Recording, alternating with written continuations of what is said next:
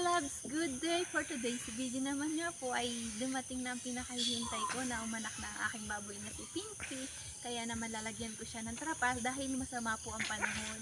Ayoko na magkasakit ang aking Peggy, kaya naman tara lagyan natin ito dahil mukhang uulan magdamag, baka hindi ako makatulog.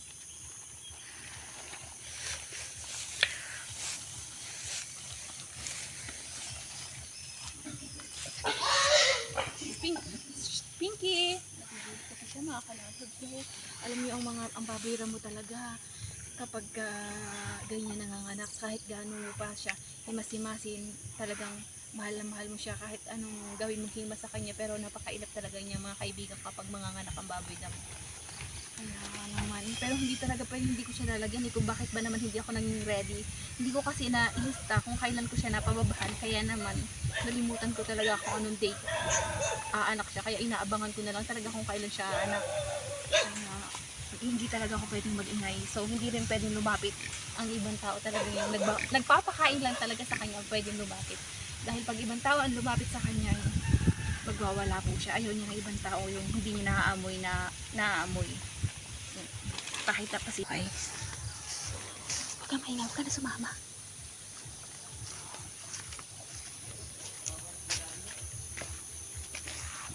So, hindi talaga pwedeng, mga kaibigan, hindi ko talaga siya pwedeng hindi lagyan kung totoo. Tayo nyo, umorder kasi ako ng isa. Kasi ito yung ginamit ko nung si Blackie nanganak. Ito lang yung ginamit ko.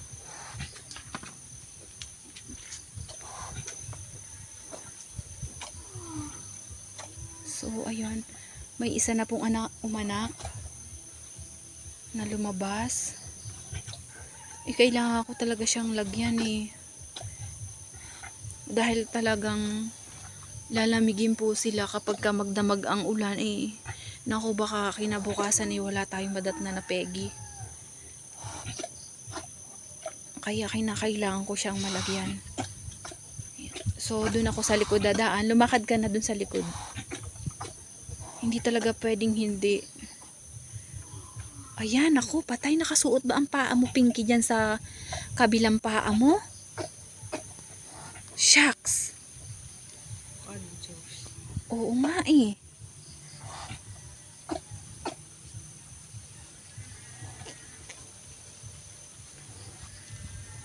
Paano ba yan, Pinky? Hindi naman pwedeng mamayang gabi. Kung bakit hindi pa ako naglagay ng taklob mo. Sige, antayin kung lumabas yung isang baby mo para doon ka na, magtago ka na doon. Hintayin ko lumabas yung isang baby mo.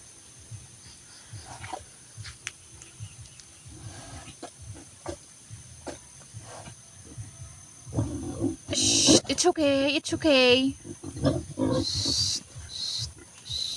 Naku, nahihirapan siya. Oh my gosh. Ang paa niya, nakasuot yung isang paa niya.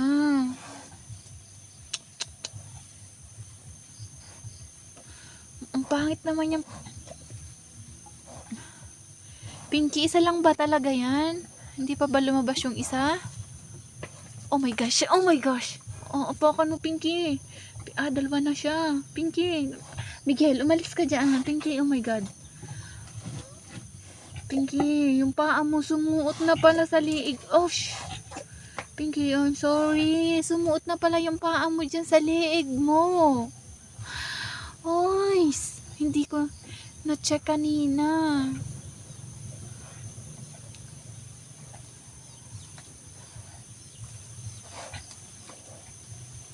Pinky, oh no. Isa pa yan nagpapahirap sa iyo, yan tali mo na yan sa liig na nakaganyan. Ba't natanggal ang pagkakatali ko?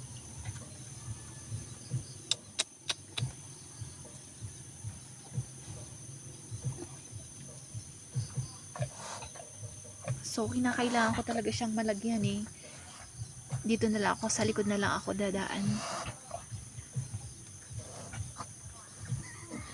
Shh.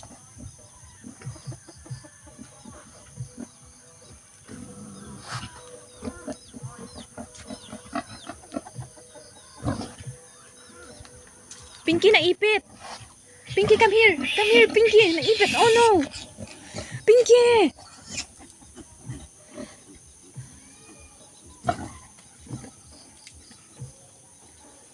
Ba't kasi sa luba ka umanak?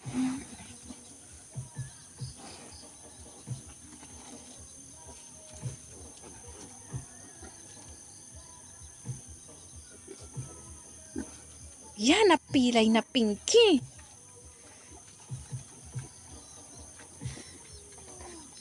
Na-stress ako sa tali mo sa lieg.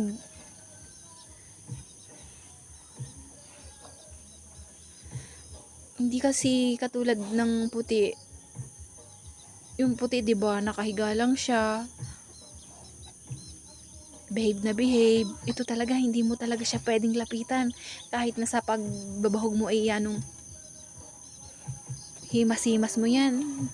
Hindi talaga malalapitan. Sobrang mailap talaga ang ganito. Masungit sila.